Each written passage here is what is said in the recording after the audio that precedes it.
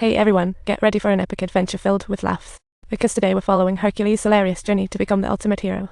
Hey sir, I need you to drop that young lady and stop moving. Big fella, how about showing some gentlemanly manners? But aren't you the one applying pressure? You're a heavy-duty Denny's, and guess what? I'm a Denny's too. I'm applying pressure. Of course I can handle this. Have a great day. But Hercules thinks the girl is worried about her own safety. He knocked the monster away with one punch, and Hercules couldn't help but fall head over heels for the beautiful girl right there. It's always hard for heroes to resist the charms of beautiful women, and this girl showed up fast. She didn't even thank the hero, thinking Hercules was just dazzled by her looks. She warns Hercules of hating men, then leaves, but Hercules yells of more dangers in the woods. He offers to escort her by horse, but to one's surprise, Burgess actually feels a twinge of jealousy at this moment. Neil's overwhelming confidence leaves Hercules somewhat dazed as she watches her depart with a lingering, desolate look in her eyes. After Hercules and company leave, Neil sneakily heads deeper into the woods. Turns out she didn't need Hercules' help. She was already sent by Hades. She planned to overthrow Zeus, but Hercules disrupted it.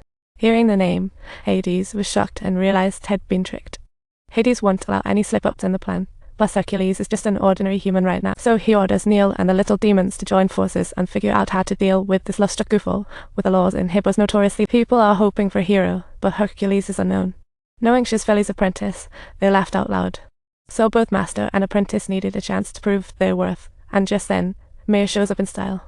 Soon, they reached the canyon where the onlookers had gathered, seeing Hercules use his divine strength to lift a huge rock and rescue two trapped kids.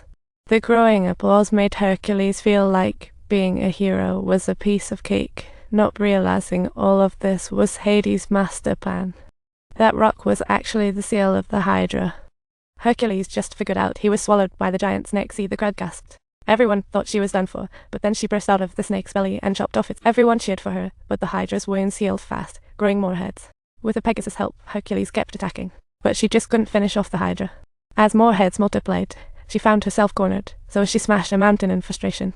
The force shattered the whole mountain, and the falling debris buried her and the Hydra. The crowd mourned the fleeting hero, but Hercules miraculously survived. Thunderous applause recognized him. Hercules became famous in Greece, and Hades soon began sending minions to attack her. But she easily defeated them, protecting the city, making Hercules famous suddenly, fame and fortune. People lined up for a chance to meet her, and her parents back in the countryside were living it up too. Meanwhile, Hades was having a rough time. Talk about the plot. Go ahead and eat up. Eat up, please.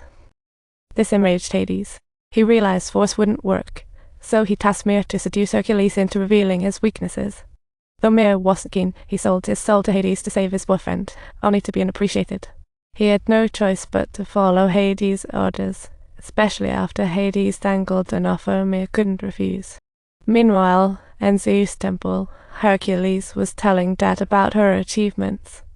Zeus was proud of his son, but doused him. Popularity and surroundings don't prove heroism, they're just outward conditions.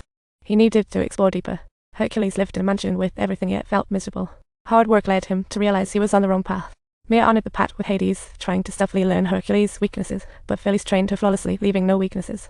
To Dad, Mare gradually forgot the mission and was touched by Hercules' sincerity, but while backing away, got hit by Cupid's love arrow.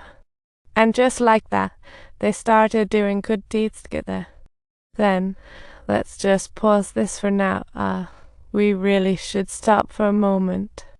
Hold up, part is over. Suddenly a helicopter barges in and interrupts the moment.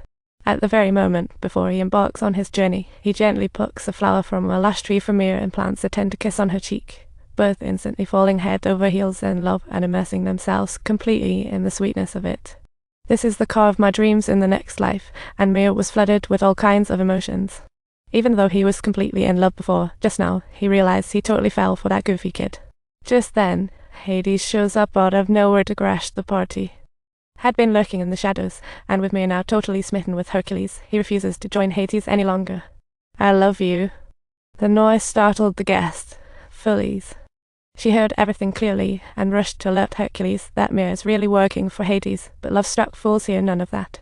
She's a trickster, and she is pulling a fast one on you. Come on, stop fooling me. I'm not lying to you. I know you're upset today, but that doesn't make sense. I love her, and she doesn't love you. You're completely nuts. I only intend to say this twice, stop. Absolutely not, you deceitful person. Stop immediately. Sad Philly's prepared to head back to the island alone, wanting to train a hero with brains, not a love-struck goofball. At that moment, Burgess was also lured by Mare, tricked into a nearby warehouse, and realized had been totally, but it was too late. He ended up tied up by two demons. Now Hercules is all alone, and Hades makes his move. He intends to reach a fair agreement with Hercules, planning to use Mare's life as a bargaining chip to force Hercules into signing a contract, provided she willingly surrenders her divine powers for full 24 hours. He will ensure the safety of Mare and Burgess without fail. Reluctantly, Hercules signs the contract, and as the deal goes live, her powers vanish instantly, leaving her as ordinary as a regular person. Help! Oh my god, sir, you're way too strong.